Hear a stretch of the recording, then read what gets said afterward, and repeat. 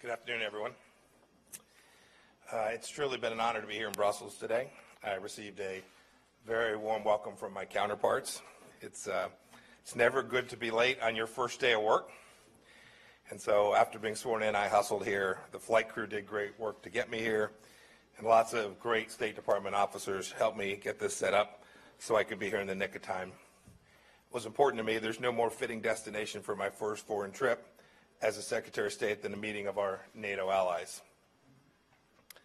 This alliance has been an essential pillar of American security interests for decades. Some of our strongest bilateral partnerships are encompassed within this alliance, and I made it clear today that the United States is eager to continue to lead here at NATO. Our commitment, United States commitment to the collective defense under Article 5 of the Washington Treaty remains ironclad. As President Trump said, the alliance has been the bulwark of international peace and security for nearly 70 years, and it will remain so. Threats to our common security come from many sources, and we must address them all to keep people safe around the world. Our collective defense demands greater burden sharing. During the Wales Summit in 2014, all NATO allies agreed to increase defense spending to 2% of gross domestic product by 2024, with 20% of that share devoted to funding major equipment. It's now up to each ally to make good on that promise by presenting a credible plan before the summit in July. European nations must bear the necessary responsibilities for their security and make the case to their fellow citizens why it is critical to fulfill their obligations on defense spending, invest in capabilities essential to the long-term defense of their countries, and address threats emanating from neighboring regions. Russia threatens allies and partners both militarily, as seen through its invasions of Georgia in 2008 and Ukraine in 2014, and through an aggressive campaign to undermine Western democratic institutions. In light of Russia's unacceptable actions, NATO is more indispensable than ever. As NATO allies agreed, the use of military-grade nerve agent developed by Russia on UK territory was a reckless action that put the lives of innocent civilians at risk. The United States has made abundantly clear that NATO should not return to business as usual with Russia until Moscow shows a clear change in its actions and complies with international law. President Trump has also made clear that fighting terrorism must be a major focus of NATO. The alliance should work with our partners in North Africa and the Middle East to address conditions and activities that enable terrorism, such as traffic of weapons, irregular migration, and regional instability. NATO's expertise can help strengthen resilience of partner countries as well. We call on NATO to increase its interactions with regional organizations that are fighting terrorism. The United States is unwavering in our support for NATO's open door policy as well, and our commitment that any Euro-Atlantic country that wishes to join the alliance and meets the requirements may do so. We will continue to work with aspirants bilaterally and through NATO structures to help them meet those standards.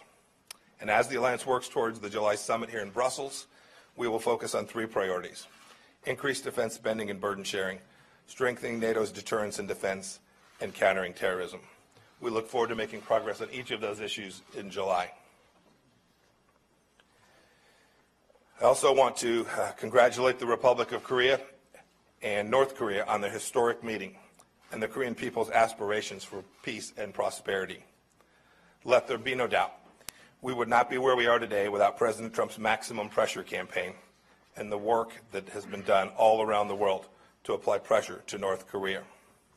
We are encouraged by President Moon and Leader Kim Jong-un's stated goal of complete denuclearization in the Panmunjom Declaration. We're studying the declaration closely to understand whether Leader Kim made any new commitments as part of this agreement. Our objective remains unchanged.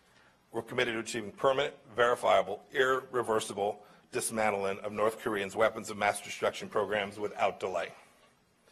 Until then, the global maximum pressure campaign will continue.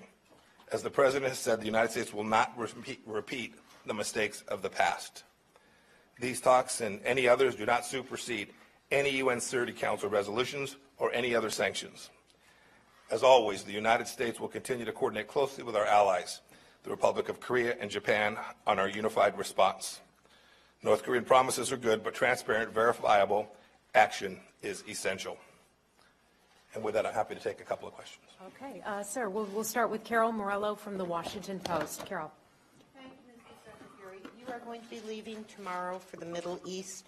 Do you have any plans to give a heads up to the leaders you will be meeting with in the three countries regarding the Iran deal decision? Or have you heard anything from the Europeans here today that has made you think that it might make more sense to stay in the deal while you are working on the supplemental issues? And if I may, when you return to Washington, you will be facing a demoralized yet hopeful workforce. What are some of the first things you plan to do at the State Department to turn things around? Let me take the second one first. I do look forward to getting to work in Washington. I'll be out there on Tuesday. And I've talked about this a lot. I just met with a great group of State Department officers who work here at the mission. They may have been demoralized, but they seemed in good spirits.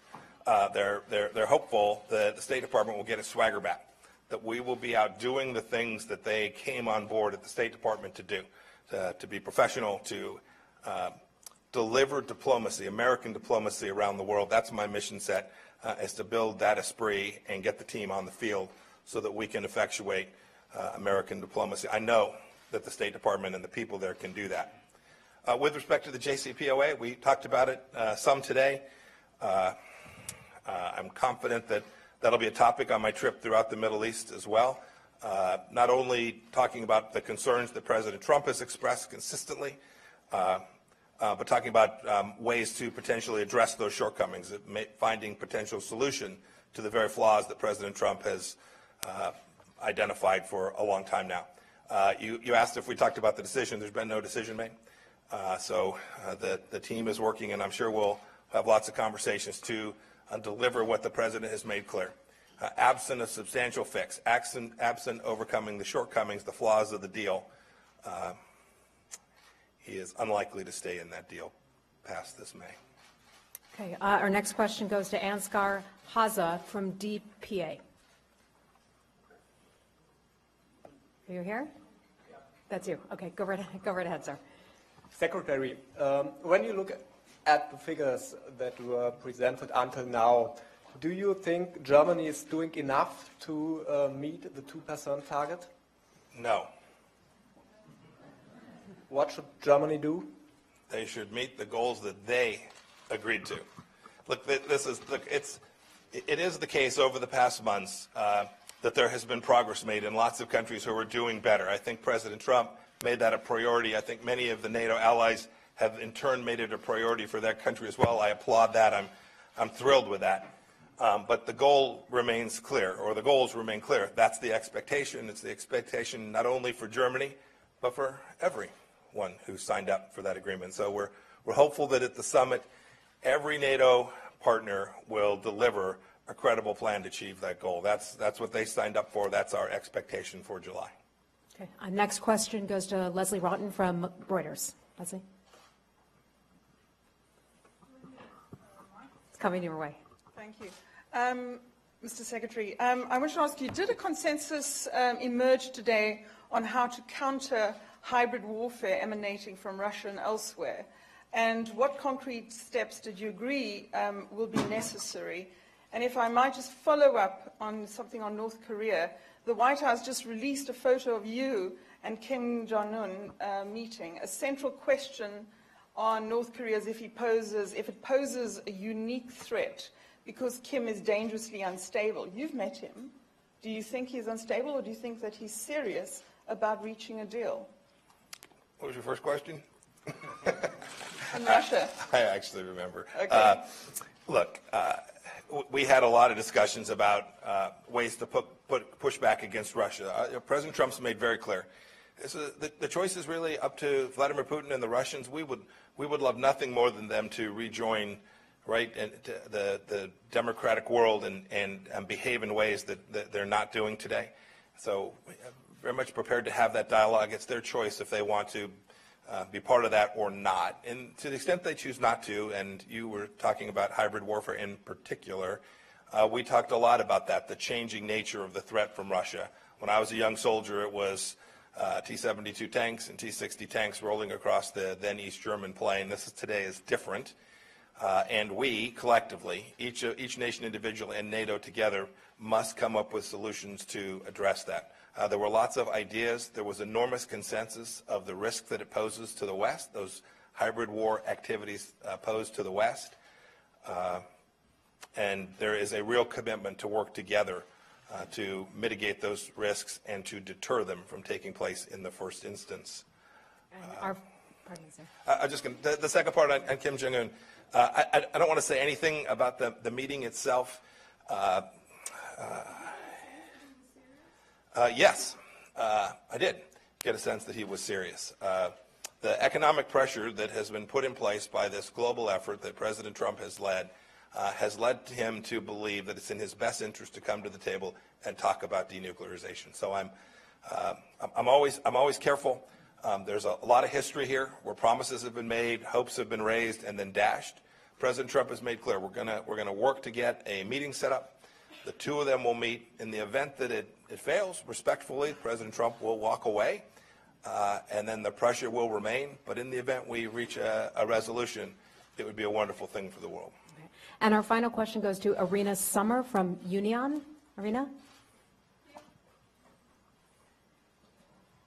Thank you. Irina Sommer, Ukrainian News Agency, Union. And obviously my question will be on Ukraine. Ministers today discuss Ukrainian aspiration to join NATO. Can you please give us a flavor of this discussion? Did you actually discuss a request of President Poroshenko to provide Ukraine membership action plan? And what is your opinion on this issue? Thank you. So there was discussion today about Ukraine's potential entry to be a NATO partner, that there's much work to do along the way to achieve that. I think that I'm always careful to describe consensus when there were lots of differing voices about how to approach it and what the right action set ought to be to achieve it.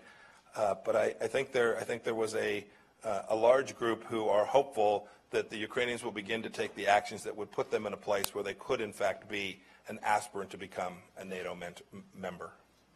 Everyone, thank you. Thank you so much. Great. Thank you Mr. all. Secretary, thank you.